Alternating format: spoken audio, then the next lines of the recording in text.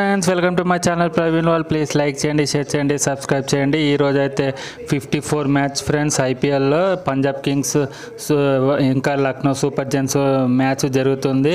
హిమాచల్ ప్రదేశ్లోని ధర్మశాల స్టేడియంలో జరగబోతుంది. ఈ మ్యాచ్ అయితే నైట్ 7:30కి జరగబోతుంది. రెండు టీంలకైతే ఈ మ్యాచ్ చాలా ఇంపార్టెంట్. ఎందుకంటే ఈ మ్యాచ్ గెలిచిన వాళ్ళు ప్లే ఆఫ్స్కి వెళ్ళడానికి మంచి ఛాన్స్ ఉంటుంది కాబట్టి ఇద్దరు గెలవాలనే చూస్తారు. ఈ మ్యాచ్ అయితే చాలా పోటాపోటీగా నడుస్తుంది. ఈ మ్యాచ్ పాయింట్స్ టేబుల్లో చూసైతే పంజాబ్ కింగ్స్ అయితే 4th పొజిషన్లో ఉంది 13 పాయింట్స్తోని 10 మ్యాచెస్లో. ఈ మ్యాచ్లో గెలవడం వల్ల వాళ్ళు ఇంకా కొంచెం టాప్ 2కి వెళ్ళడానికి చాలా బాగుంటుంది. ఎందుకంటే పంజాబ్ రన్ రేట్ కూడా చాలా బాగుంటుంది. అలా ఇంకోవైపు లక్నో సూపర్ జెయింట్స్ అయితే 6th పొజిషన్లో ఉంది. వాళ్ళు ఇప్పటివరకు అలా ఆడిన 10 మ్యాచెస్లో 5 మ్యాచ్లు గెలిచి 5 మ్యాచ్లు ఓడిపోయారు. ఈ మ్యాచ్ ఒకవేళ లక్నో సూపర్ జెయింట్స్ ఓడిపోతే మాత్రం వాళ్ళకి ఆల్మోస్ట్ ప్లే ఆఫ్ ఛాన్స్ తక్కువైనట్టే. ఈ మ్యాచ్ అయితే వర్చువల్ నాకౌట్ మ్యాచ్ ఈ ఎల్ఎస్జీకి అయితే. ఈ మ్యాచ్ పంజాబ్ కన్నా ఎల్ఎస్జీకి చాలా ఇంపార్టెంట్ ఈ మ్యాచ్ గెలవడం. చూద్దాం ఫ్రెండ్స్ ఎవరు ఆడతారు. ఒకటి మాత్రం ఖచ్చితం ఏంటంటే ఈ మ్యాచ్ అయితే చాలా పోటాపోటీగా జరుగుతుంది. ఇద్దరు గెలవడానికి చాలా గట్టిగా ట్రై చేస్తారు ప్లే ఆఫ్స్ కోసం. ఇద్దరికి ఛాన్స్ ఉంది కాబట్టి చూద్దాం ఏం జరుగుతుందో.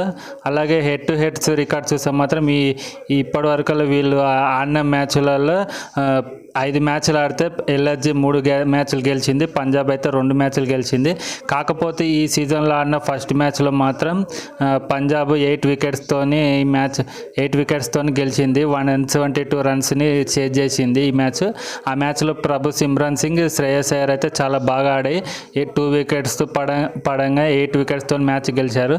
ఈ మ్యాచ్ అయితే ఎల్ఎస్జీ రివెంజ్ తీర్చుకోవాలని అయితే చూస్తుంది. ఈ మ్యాచ్లో ఎల్ఎస్జీ పంజాబ్ మీద ఎల్ఎస్జీ అయితే ఈ మ్యాచ్లో రివెంజ్ తీసుకోవాలని చూస్తుంది. చూద్దాం పంజాబ్ మీద ఎల్ఎస్జీ రివెంజ్ తీర్చుకుంటుందా లేకపోతే పంజాబ్ ఈ మ్యాచ్ కూడా గెలిచి ప్లే ఆఫ్స్కి ముందడుగు వేస్తుందో చూద్దాం ఎవరు గెలుస్తారో. కాకపోతే ఎల్ఎస్జీ అయితే కొంచెం బ్యాటింగ్ ప్రాబ్లం ఉంది.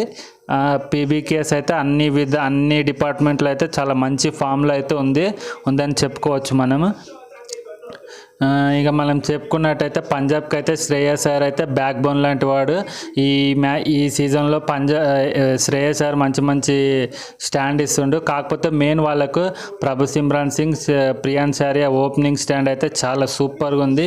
ఇంకోటి అయితే మనం మర్చిపోకూడదు, యజ్వేంద్ర చహల్ అయితే ఈ సీజన్లో ఒక హ్యాట్రిక్ కూడా తీసుకున్నాడు. ఆ మ్యాచ్లో 4 వికెట్లు తీశాడు. ధర్మశాల గ్రౌండ్లో అయితే చాలా బాగుంటుంది కాబట్టి చాహల్కి అయితే చాలా బాగా ఉపయోగపడుతుంది. ఇంకో సైడ్ ఎల్ఎస్జీ సైడ్ చూస్తే అయితే నికోలస్ పూరన్ అయితే స్టార్టింగ్లో బాగా ఆడాడు, కానీ కాకపోతే గత 2-3 మ్యాచ్ల నుంచి అయితే నికోలస్ పూరన్ ఫామ్ కూడా చాలా డౌన్ ఉంది. మిచెల్ మార్ష్, ఏడెన్ మార్కమ్ వీళ్ళు ఓపెనింగ్ స్టాండ్ బాగుంది, కానీ ఒక్కోసారి కొంచెం డౌన్ ఉంది. మయాంక్ యాదవ్ మళ్ళీ టీంలోకి రావడం అయితే వీళ్ళకైతే చాలా కలిసి వచ్చే అవకాశం. ఎందుకంటే మయాంక్ యాదవ్ 150+ స్పీడ్ వేస్తాడు కాబట్టి చాలా బాగుంటుంది.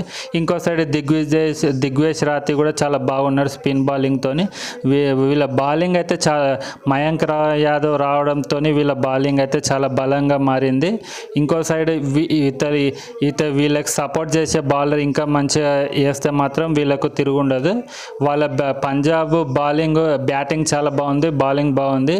ఎల్ఎస్జీ దగ్గర కొద్దిగా బౌలింగ్లో ఎక్స్పీరియన్స్ అయితే ఉంది, అదైతే మనం చెప్పుకోవాలి, మర్చిపోకూడదు. ఇంకో ఆ విషయం అయితే ఇక పిచ్ రిపోర్ట్కి వస్తే మాత్రం ఈ హెచ్పిసి ధర్మశాల స్టేడియం అయితే బౌన్స్ ఉంటుంది, ఫాస్ట్ బాలర్లకి బాగా ఉపయోగపడుతుంది. ఎందుకంటే హిల్ స్టేషన్ కాబట్టి బాల్ స్వింగ్ బాగా అవుతుంది. ఈ గ్రౌండ్లో ఇంతవరకు యావరేజ్ స్కోర్ వచ్చి అయితే 184 స్కోరు. బ్యాటింగ్ ఫస్ట్ చేసిన వాళ్ళే ఈ గ్రౌండ్లో ఎక్కువ మ్యాచ్లు గెలుస్తుండ్రు. డ్యూ ఉంటుంది, కాకపోతే క్యాప్టెన్ అయితే ఫస్ట్ బౌలింగ్కి ఛాన్స్ ఉంది. చూద్దాం ఫస్ట్ బౌలింగ్ చేస్తే ఏంటంటే బాగా స్వింగ్ అవుతుందని. డ్యూ ఉంటుంది కాబట్టి సెకండ్ బ్యాటింగ్ అయినా ఫస్ట్ బ్యాటింగ్ అయినా ఒకటే ఉంటుంది, పెద్ద తేడా ఏమి ఉండదు. కాకపోతే సెకండ్ బ్యాటింగ్ చేసే వాళ్ళకి ఏంటంటే డ్యూ వల్ల కొద్దిగా యాడెడ్ అడ్వాంటేజ్ అయితే ఉంటుంది. బాల్ బాగా బ్యాట్ మీదకి బాగా వస్తుంది కాబట్టి అందుకనే ఫస్ట్ బౌలింగ్ చేసి మంచిగా తొందరగా వికెట్లు తీస్తే ఈజీగా చేజ్ చేసే అవకాశం అయితే ఉంది. ఎవరు టాస్ గెలిచినా బౌలింగ్ ఫస్ట్ తీసుకునే అవకాశమే ఎక్కువ ఉంది. ప్లేయింగ్ 11 చూస్తే అయితే పంజాబ్ అయితే Priyansh Arya, Prabhsimran Singh, Shreyas Iyer, Josh Inglis, Nehal Wadhera, Shashank Singh, Marco Jansen, Omarzai, Bartlett, Yuzvendra Chahal, Shedge, Harshdeep Singh అయితే ఇంపాక్ట్ ప్లేయర్. ఇంకో side Lucknow super giants playing 11 చూస్తే అయితే Markram, Aiden Markram, Mitchell Marsh, Nicholas Pooran, Rishabh Pant, David Miller, Samad, Ayush Badoni, Digvijay Rathi, Ravi Bishnoi, Avesh Khan, Prince Yadav. Mayank Yadav వచ్చి వీళ్ళ ఇంపాక్ట్ ప్లేయర్ అనుకోవచ్చు, ఇంపాక్ట్ ప్లేయర్ అవ్వచ్చు. ఇదే అని చెప్పలేము ఫ్రెండ్స్, ఇదే ప్లేయింగ్ 11 అయితే చెప్పలేము. ఏదైనా చేంజెస్ జరగవచ్చు. పంజాబ్ టీంలో కానీ లక్నో సూపర్ జైంట్స్లో కానీ ఇదే ప్లేయింగ్ 11 అయితే చెప్పలేము. ఎందుకంటే లక్నోలో ఏదైనా చేంజెస్ అయితే జరిగే అవకాశం ఉంది. ఎవరినైనా కొత్త వాళ్ళని తీసుకొని బౌలింగ్ ఏదైనా చేంజ్ చేసే అవకాశం ఉంది. పంజాబ్ టీం అయితే ఆల్మోస్ట్ ఆల్ సేమ్ ఉంటుంది. ఏదైనా ఒకటో రెండో చేంజెస్ జరిగే అవకాశం అయితే ఉంది.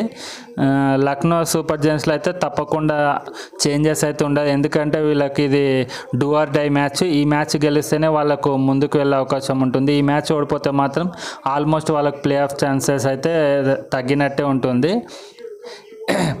ఫైనల్ ప్రెడిక్షన్ ఏంటంటే ఫ్రెండ్స్, ఈ పంజాబ్ అయితే ఆల్రౌండ్ టీం అనుకొని చెప్పుకోవాలి. బ్యాటింగ్, బౌలింగ్, ఫీల్డింగ్ అయితే చాలా బాగుంది.